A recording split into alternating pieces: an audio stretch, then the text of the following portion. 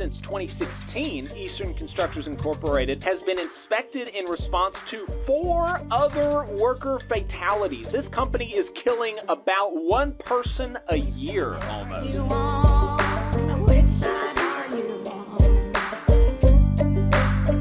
Boss Watch is a segment that we do every single week where we talk about what bosses were up to in the U.S. South and her colonies. Over in Texas, the U.S. Department of Labor's Wage and Hour Division found Allendale Lawn and Landscape Incorporated violated the Fair Labor Standards Act by failing to pay 35 workers time and a half of the regular rate of pay for hours over 40 in a work week.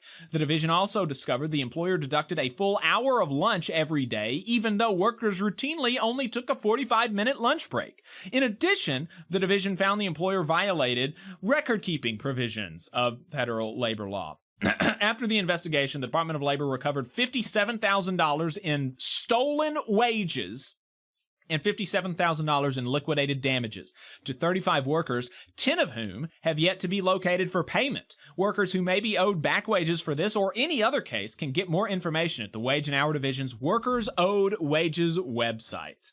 Over in Georgia, federal workplace safety investigators have determined a construction contractor could have prevented a 34-year-old steel worker from suffering fatal injuries after a 60-foot fall at a Hyundai electric car plant in Elabelle by following legally required safety procedures. A U.S. Department of Labor Occupational Safety and Health Administration investigation into the April 2023 incident found that workers employed by Eastern Constructors Incorporated had been guiding an I-beam in place atop the plant's paint building when the fall occurred. One worker walking along the top of the building's upper frame lost his balance and fell, resulting in the sharp edge of the structure cutting his safety line. Despite efforts of emergency personnel who arrived soon after, the worker died at the scene. OSHA determined that Eastern Constructors Incorporated failed to ensure workers were provided fall arrest equipment that was appropriate for the work conditions and capable of resisting sharp edges which exposed employees to fall hazards. The company also exposed employees to fall hazards by not taking worn and damaged fall arrest systems out of service. OSHA cited Eastern Constructors Incorporated for 1 willful and 1 serious violation and proposed $160,000 in penalties. For the company's plain indifference and willful violation, the agency has placed Eastern Constructors in OSHA's Severe Violator Enforcement Program. This is in part because since 2016, Eastern Constructors Incorporated has been inspected in response to 4 other worker fatalities. This company is killing about 1 person a year almost. These inspections resulted in serious and willful violations for hazards related to steel erection, including fall protection.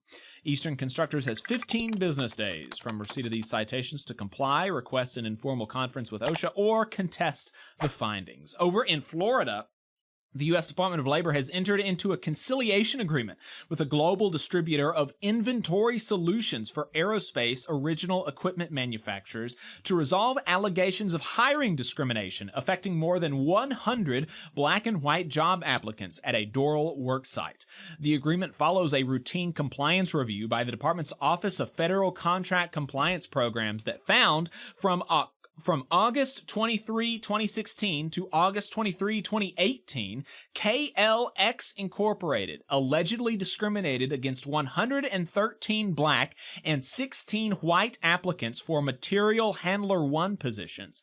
The agency determined the actions violated executive orders, which forbids federal contractors from discriminating in employment. To resolve the allegations, Boeing Distribution Services, which acquired KLX in October of 2018 and did not own KLX during the time frame reviewed, entered into an early resolution conciliation agreement in which the employer will pay $400,000 in back wages and interest to the affected job applicants, ensure its selection process, personnel practices, and hiring policies are free from discrimination, and make certain its record-keeping methods meet legal requirements.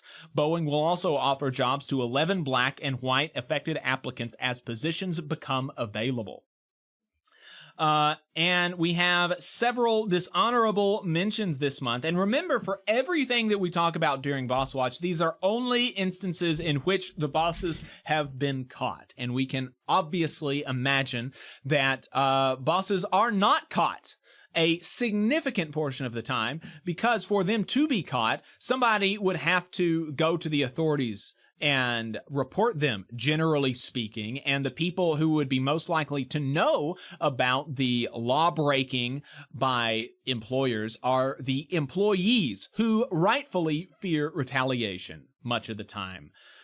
So, in dishonorable mentions, the U.S. Department of Labor's Wage and Hour Division investigators found the owner of a Madison, Tennessee Subway restaurant kept a portion of the employees' earned credit card tips illegally. Investigators also learned that J. and Krupa Incorporated, which owned the Subway franchise, employed 2 minor-aged employees, but failed to have records that verified their birth dates. The division recovered $16,000 in back wages and liquidated damages for 24 workers. Kentucky furniture manufacturer National Office Furniture Incorporated has entered into an agreement with the U.S. Department of Labor in which the employer will pay $132,000 in back wages and interest to 201 applicants for product assembly positions to resolve alleged hiring discrimination at its Danville location. U.S. Department of Labor Wage and Hour Division investigators found that the operator of 4 Louisville, Kentucky coffee shops permitted 2 managers to take a portion of servers' tips. The Department of Labor recovered $72,000 for 34 workers. On August 9th of 2023, the U.S. Department of Labor's Occupational Safety and Health Administration finished an investigation that found Braden Roofing willfully exposed employees to fall hazards by allowing them to work on a 10-foot-high roof without fall protection at a Jacksonville worksite. The agency also cited the company with a serious violation for not making sure that ladder rails extended above the roof's upper landing surface. The agency proposed penalties of $72,000.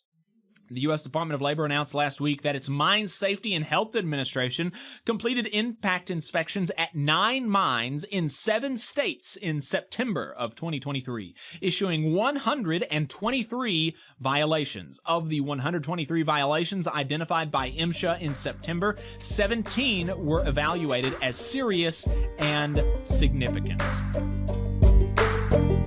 You just saw a clip from the Valley Labor Report. We are live every Saturday morning from 9:30 a.m. till 12:30 p.m. And we pride ourselves on keeping all of our content free to everybody so that we can talk to as many working folks as possible. If you support the work that we're doing, you think that it's important, you think that it's good, then consider making a monthly contribution to the project, and you can do that on our website, tvlr.fm.